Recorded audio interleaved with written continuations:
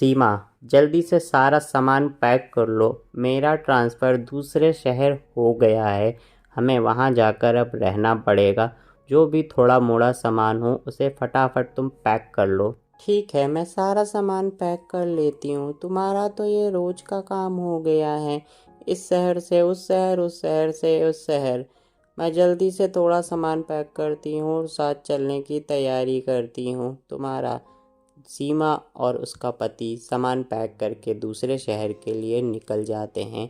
वो दूसरे शहर पहुंचकर एक नया घर ले लेते हैं और वहां पहुंच के सीमा, ये नया घर है, बहुत गंदा पड़ा हुआ है, तुम इसे साफ़ कर देना और अच्छे से चमका देना। मैं शाम तक सारा सामान ले आऊँगा और यहाँ पर एडजस्ट कर दूँगा। अभी तुम सारी साफ़ सफाई कर लो। जब तक आप ऑफिस जाएंगे तब तक मैं इस घर की साफ़ सफाई करके इसे साफ़ कर दूंगी। कुछ जाले लगे हुए हैं, उन्हें भी छुड़ा दूंगी।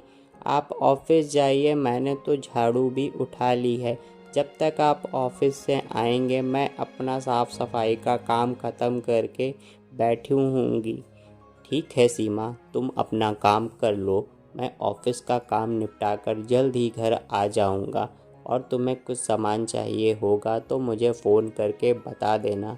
सीमा अपना काम शुरू कर देती है, जाले साफ़ करना और घर साफ़ करने का। सीमा, सीमा, तुम यहाँ से चली जाओ, नहीं तो मारी जाओगी। सीमा इधर उधर देखने लगती है।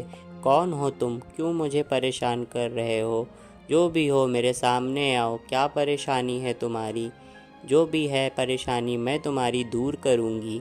जो भी हो तुम मेरे सामने आओ और मुझे डराओ नहीं। मैं अभी अभी इस नए घर में आई हूँ। तुम्हें जो भी चाहिए मेरे सामने आकर बात करो। सीमा, तुम ये घर छोड़ के चली जाओ जितना जल्दी हो सके। यह घर श्रापित है, यहाँ जो कोई भी आता है वो किसी ना किसी कारण मारा जाता है, या तो एक्सीडेंट हो जाता है या कोई हादसा हो जाता है। इस घर में बहुत सारी रूह रहती हैं। मैं तुम्हें आगाह करने आई हूँ। सीमा, तुम अपने पति के साथ जितना जल्दी हो सके सामान पैक कर। अरे अरे, मुझे डराओ नहीं, मैं तो अभी अभी इस घर में आई हूँ। तुम्हारे साथ क्या हुआ था मुझे पूरा बताओ। सीमा, मैं भी तुम्हारी तरह यहाँ इसी तरह अपने पति के साथ रहने आई थी। मेरे साथ भी कुछ घटनाएं होने लगी, लेकिन मैंने उन पर ध्यान ना दिया। और एक दिन मेरे और मेरे पति के साथ एक घटना हुई। हम दोनों कार से जा रहे होते हैं और हमारा एक्सीडेंट हो जाता है।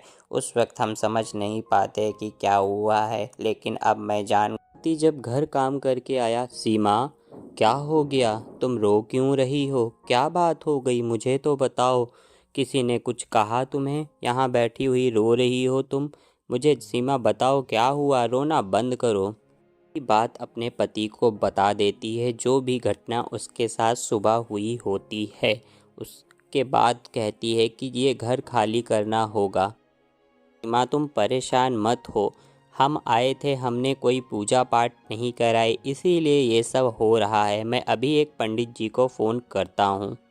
सीमा का पति एक पंडित जी को फ़ोन करता है और सारी घटना उनको फ़ोन पर ही बता देता है, जो भी सीमा के साथ उस घर में हो रही होती हैं। पंडित जी बिना देर किए सीमा के घर आ जाते हैं और कहते हैं कि क्या हुआ बेटा, जो भी तुमने फ़ोन पे बताया मैं सारी बातें समझ गया हूँ। मैं इस घर को देखता हूँ और तुम्हें अभी सारी घटना के बारे में बताता हूँ कि इस घर का क्या हो सकता है। पंडित जी इधर उधर देखते हैं और बहुत परेशान हो जाते हैं। देखते ही पंडित जी बहुत ही परेशान लग रहे होते हैं। तभी सीमा का पति पूछता है, पंडित जी क्या हो गया? आप बहुत परेशान लग रहे हैं, क्या बात है? हमें बताइए ना, क्या समाधान हो सकता है? हाँ हाँ पंडित जी, मुझे बताइए क्या समाधान हो सकता है इस घर का?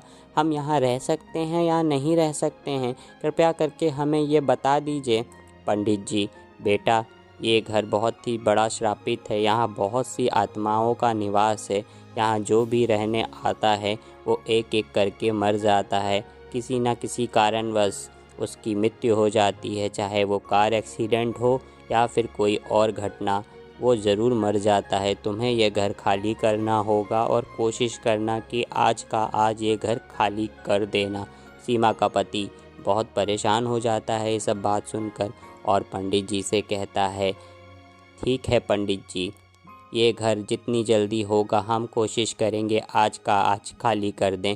आपका आना यहाँ बहुत ही हमारे लिए लाभदायक हुआ। धन्यवाद पंडित जी।